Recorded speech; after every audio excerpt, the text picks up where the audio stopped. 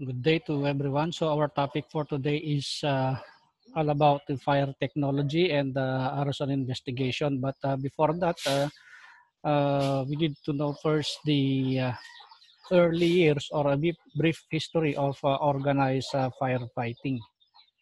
Okay, so in the early years of organized firefighting in Rome, the first Roman fire brigade was a group of slaves who were hired by Marcus Ignatius Rufus. And also Augustus took this idea from Rufus and then built on it to form the what we call the Vigiles in 6 AD to combat fires using buckets and the pumps, as well as poles and hooks to tear down buildings in advance of the flames. So the vigilantes patrolled the streets of Rome to watch for fires and serve the police force.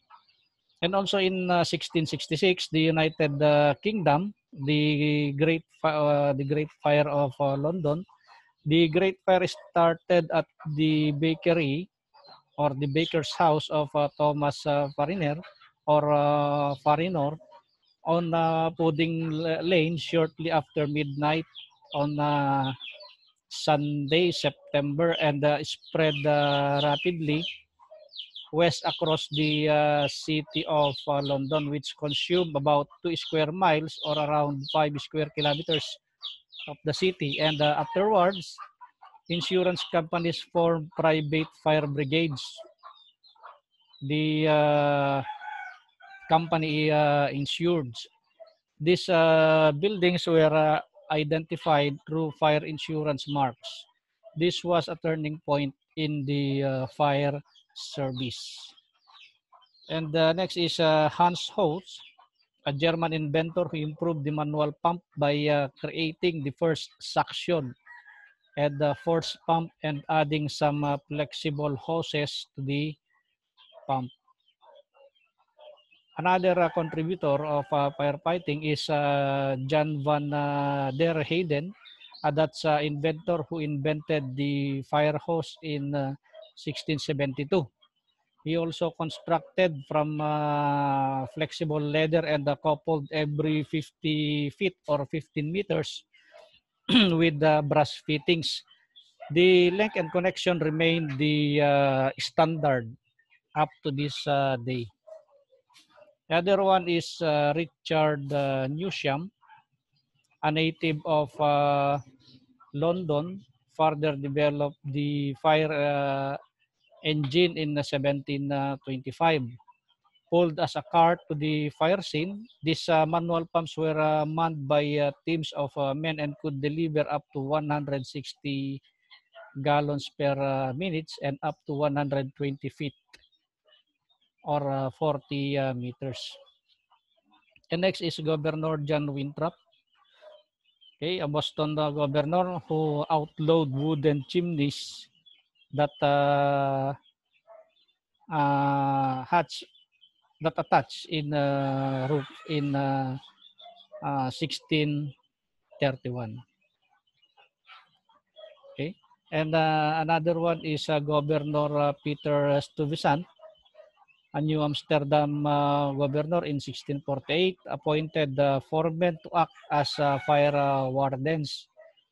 They were empowered to inspect all chimneys and to find any violators of the rules.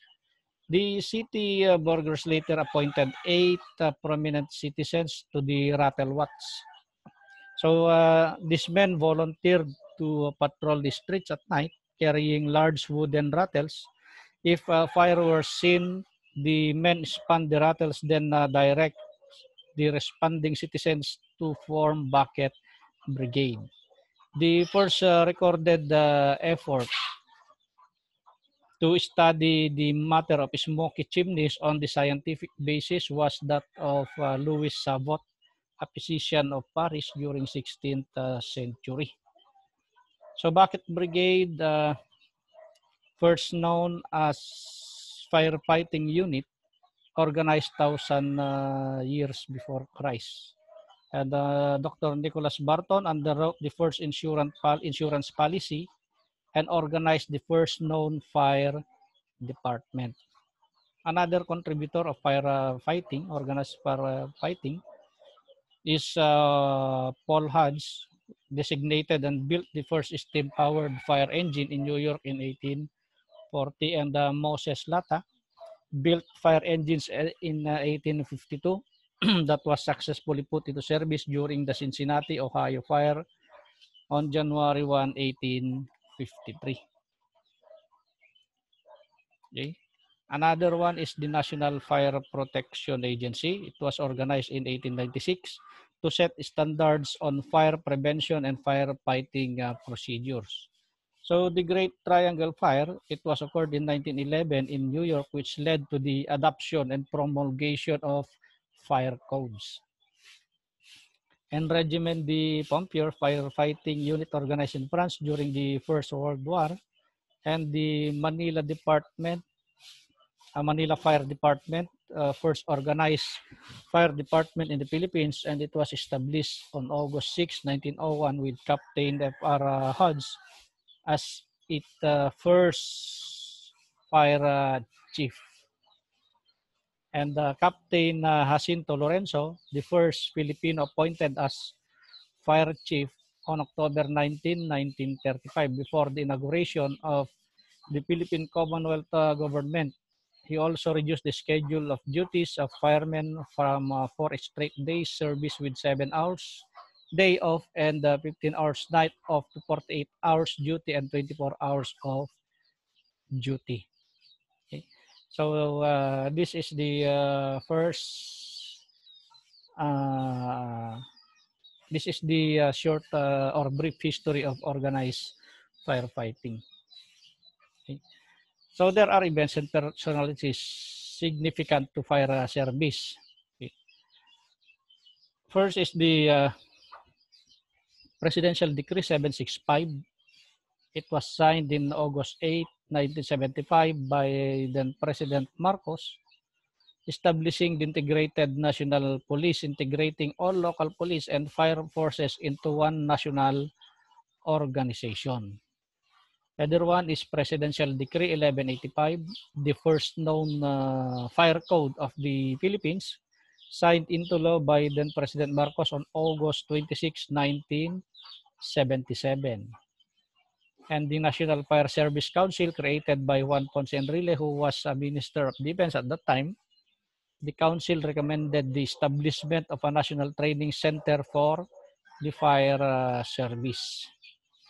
And the National Fire Service Training Center, or NFSTC, established on October 1, 1979, with Fire Colonel Jose V. Cahipe as the first training commandant, now known as the Fire National Training Institute, or FNTI.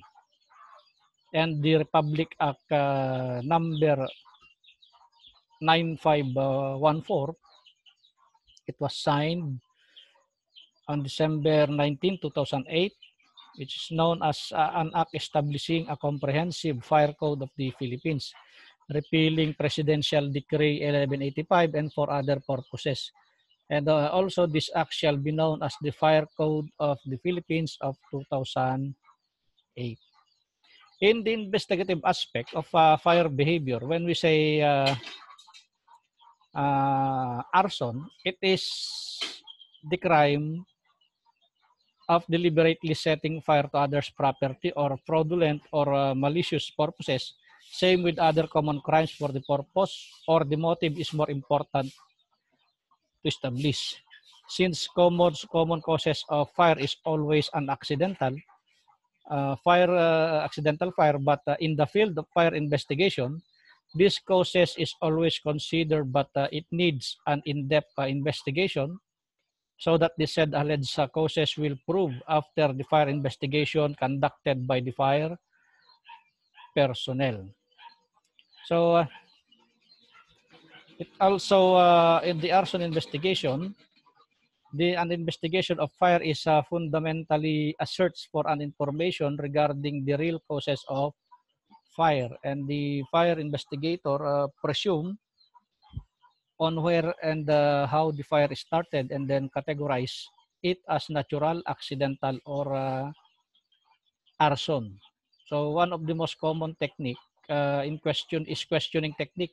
When we say questioning technique, it is used to determine what the occupants and other witnesses might know about the fires, and the other type is examination or observation techniques. The fire investigator use this technique to closely observe or examine the fire structure and its surrounding for a possible signs of clues on what took place. So in the physical science of fire, or the chemistry of fire, okay, when we say fire, it is a rapid chemical reaction that gives off energy and the products of combustion that are very different in composition from the fuel and oxygen that combine to produce them. So before a fire will occur, there are three things to remember. We have the fuel, oxygen, and the heat. In order to produce fire, there must be a sufficient heat to vaporize of some fuel. Example is solid or a liquid to ignite the vapor after it mixes with the oxygen for to sustain burning. So the fire must produce enough heat or and fuel vapor. This process is frequently called the chain reaction. Usually fuel and the oxygen is always in our surrounding, and the chain reaction from the phases of the so-called fire tetrahedron. Okay, when we say fire, it is a process involving rapid oxidation and elevated temperature accompanied by the evolution of heated gaseous products of combustion and the emission of visible and invisible radiation. So the burning is thus a chemical and physical process that proceeds according to certain laws of chemistry and physics. And fire and combustions are terms that are frequently used interchangeably. However, fire is a form of combustion or a chemical reaction.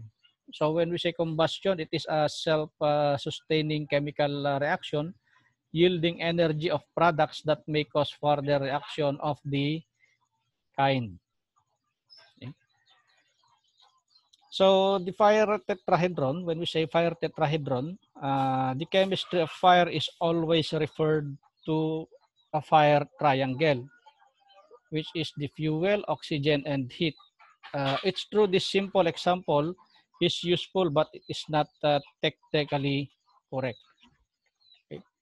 The fire triangle was changed to fire tetrahedron to reflect its fourth element. So the tetrahedron can be described as a pyramid, which is a solid having four plane faces. So for combustion to occur, four components must coexist in order to create fire.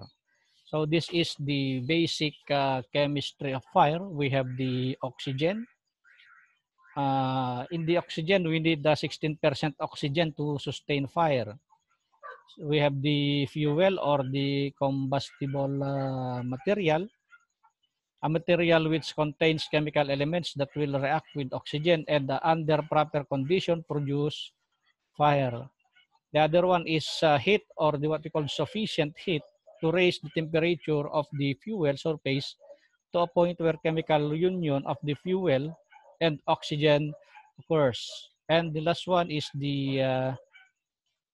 this is the fourth one, the chemical chain reaction. When we say chemical chain reaction, vapors of gases which are distilled during burning process of a material are carried into flame. Okay? So as you can see in the fire tetrahedron. Okay? In the oxygen is usually present in the surrounding surrounding air in sufficient quantities to support combustion. So the normal air contains 21% oxygen enriched in atmosphere, such as in areas where medical oxygen is in use or in high pressure diving or medical chambers, combustion is greatly accelerated. So a material that resists ignition or burns slowly in an air can burn forcefully if there is additional oxygen is present. So when we say oxidizing agents, it refers to materials that produce oxygen or other oxidizing gases during the course of a chemical reaction. Oxidizers are not themselves combustible, but they support combustion when combined with the fuel. Okay. So next is the fuel.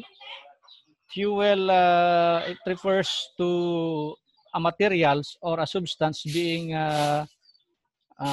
oxidized. It reacts with the oxygen or will burn in the ignition process. In the field of scientific terms, the word fuel in a combustion or ignition reaction is called as the reducing agent. Commonly, fuels contain a carbon along with combination of hydrogen and oxygen. So the fuel can be further broken down into hydrocarbon-based fuels such as the gasoline, oil, plastics, and other cellulose materials like paper or wood. Okay, so the fuel gases are involved from solid fuels by pyrolysis. Pyrolysis, a chemical decomposition of a substance through the action of heat. So pyrolysis is the chemical process whereby the fire consumes most solid materials, the gas or vapor productions emitted from the fuel. Heat is the component of the tetrahedron, represent heat energy above the minimum level necessary to release fuel vapors and cause ignition. Heat is commonly defined in terms of intensity or heating rate or its total heat energy received over time in a fire. And heat produces fuel vapors, causes ignition, and it will promote fire growth and flame. And the fourth element of the fire tetrahedron is the chemical reaction. Combustion is a complex set of chemical reaction that result in the rapid oxidation of fuel producing heat, light, and a variety of chemical byproduct. So when we say chemical reaction, it is a series of chemical reactions where the products of the reaction contribute to the reactant of another reaction. This transformation of products are this transformation of products to reactants allows a reaction to continue with minimal or no outside influence. So this chain of reactions are generally triggered by a single initial reaction where an unstable product from the first reaction becomes the reactant. So this process occurs until the system reaches same stable state. This stable state often comes running out of fuel because the different chemicals are in their lowest energy state, like the hydrocarbons becoming water or the carbon dioxide.